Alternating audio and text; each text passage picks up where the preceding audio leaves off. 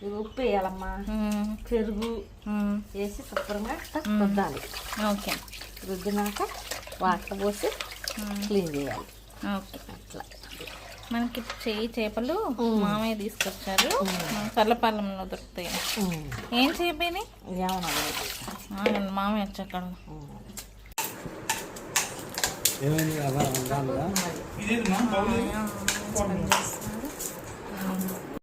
See బాస ఎక్కడ దొరికాయి? పండుగప్ప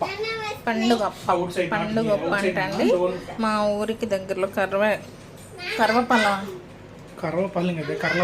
కర్లపాలెంలో దొరికాయి. ఎంత కేజీ? కిలో 1000 రూపాయలు. కిలో 1000 రూపాయలు, 500. ఇది కిలోనా? సిమ్లో పడుతుంటే పోతుంది, ఆగిపోతుంది. స్టవ్ ఆగిపోతుందంట. ఇది కిలోనా? 2 కిలోలు. బెండకాయ కూడా వేస్తారండి, మిర్చి, కరివేపాకు, అల్లం వెల్లుల్లి పేస్ట్,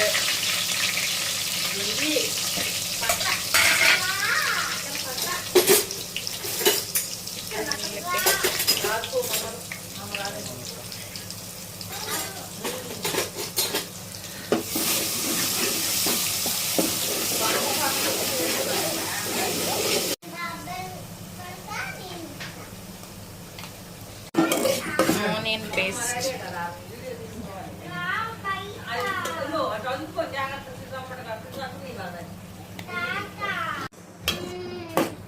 వెల్లుల్లి పేస్ట్,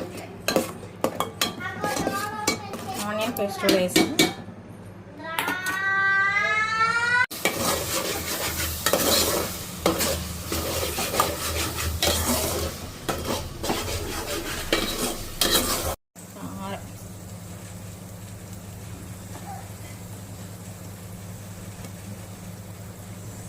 ఇచ్చిన కారం, గుంటూరు కారం. ఇది గుంటూరు కారం అయితే స్పెషల్ కారం.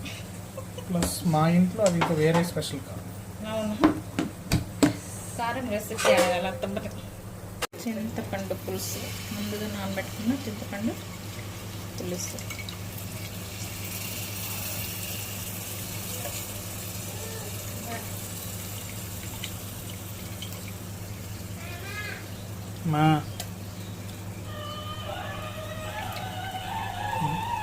ఏంటది నా సౌండ్?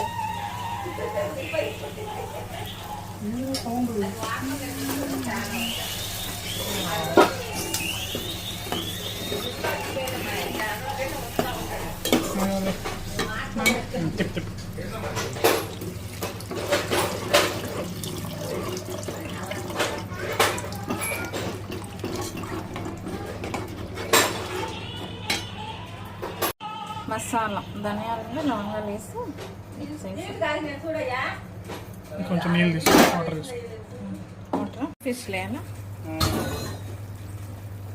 కొత్తిమీర ఇస్తున్నావా? ఫ్లేవర్ బెండకాయలు ఇప్పుడు కాదు, మొక్కలు ఉడికాక. సరే,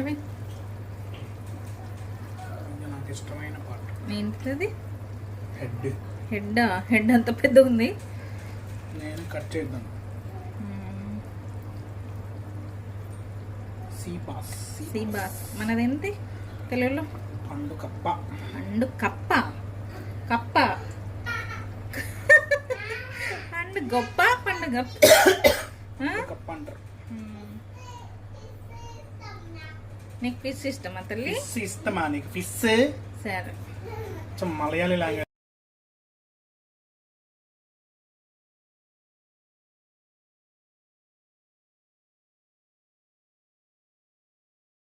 బెండకాయ వేస్తే రకం టేస్ట్. ఓకే, టేస్ట్ కోసం యాక్చువల్లీ పులుసులో వేస్తారు. పులుసులో కానీ అయితే మనం అక్కడ సాల్మాన్ చేసుకుంటాం కదా, సాల్మాన్లో వేస్తే మస్తు టేస్ట్ ఉంటుంది. వీటిని కలపకూడదు, తిప్పాలి. ఆయన ఇప్పుడు తిప్పుతున్నాడు కదా, అట్లా కలిపితే చేప ముక్క అనేది స్పూన్ పెట్టు కలిసిపోతుంది. చేపల పులుసు రెడీ.